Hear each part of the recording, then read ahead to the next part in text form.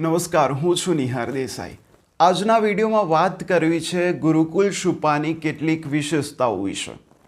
100 વર્ષ જૂની આ સંસ્થા 1924માં દયાનંદ સરસ્વતીના શિષ્ય શ્રી સદ્ધાનંદ સ્વામીએ સ્થાપી હતી.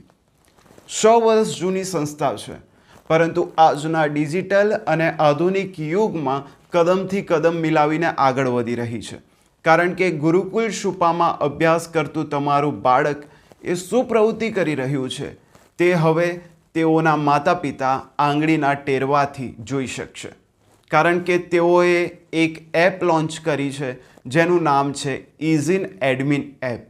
હા, ઇઝિન એડમિન એપ થકી વિદ્યાર્થીઓના માતા પિતા એ જોઈ શકે છે કે હાલ તમારું બાળક વર્ગખંડમાં હાજર છે કે નથી, કે પછી હોસ્ટેલમાં શું પ્રવૃત્તિ કરી રહ્યો છે, તેણે પરીક્ષામાં કેટલા ગુણાંક પ્રાપ્ત કર્યા છે.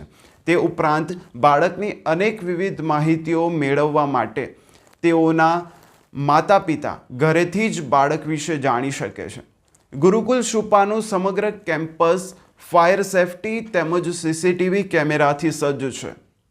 અહીં ફક્ત વિદ્યાર્થીઓની બાહ્ય સેફટીનું ધ્યાન નથી રાખવામાં આવતું, તેની સાથે સાથે તેમની શારીરિક ફિટનેસનું પણ ધ્યાન રાખવામાં આવે છે.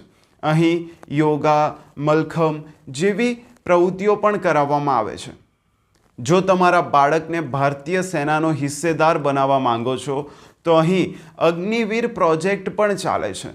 અને તે ઉપરાંત તાલીમબદ્ધ બેન્ડ અને ગુરુકુલ જેના માટે પ્રખ્યાત છે અને ઊંચી પ્રસિદ્ધિઓ પ્રાપ્ત કરી છે તે રમતગમત ક્ષેત્રે પણ હંમેશા અગ્રેસર રહ્યું છે. અહીં ધોરણ 9ના વિદ્યાર્થીઓમાં તેમણે ઇન્ફોર્મેશન ટેકનોલોજીની પણ શરૂઆત કરાવી છે.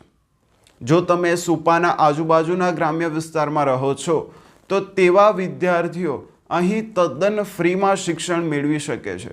એટલે કે ધોરણ 1થી 10ના વિદ્યાર્થીઓ ગ્રાન્ટેડ શાળામાં નિઃશુલ્ક શિક્ષણ મેળવી પોતાના ભવિષ્યને ઉજ્જવળ બનાવી શકે છે. ગુરુકુલ એ બાળકોની શારીરિક બાબતોનું વિવિધ પ્રવૃત્તિઓ દ્વારા ધ્યાન રાખે જ છે, પરંતુ તે ઉપરાંત તેમના ભવિષ્યનું પણ ધ્યાન રાખે છે. તેમના માટે ગુરુકુલમાં વિશાળ પુસ્તકાલય છે, જેમાં 25,000થી પણ વધુ પુસ્તકો છે, જેમાં બાળક એ પોતાના જનરલ નોલેજ હોય કે પછી પ્રાચીન ધાર્મિક ગ્રંથો, સામાયિકો વાંચીને પોતાના અંધારમય પટમાં પ્રકાશ ફેલાવી શકે છે. હોસ્ટેલના બાહ્ય દેખાવ અને રંગરોગાન સાથે તો એકદમ તંદુરસ્ત લાગે છે, પરંતુ તેમાં રહેતા વિદ્યાર્થીઓને તેનાથી પણ વધારે તંદુરસ્ત પૌષ્ટિક આહાર આપવામાં આવે છે. તેમને રોજ દૂધ, મિષ્ટાન સાથે અનેક વિવિધ વાનગીઓ પીરસવામાં આવે છે. અને જો બાળક તંદુરસ્ત હશે તો જ એક ઉજ્જવળ તંદુરસ્ત ભવિષ્યનું નિર્માણ થઈ શકે. ધન્યવાદ.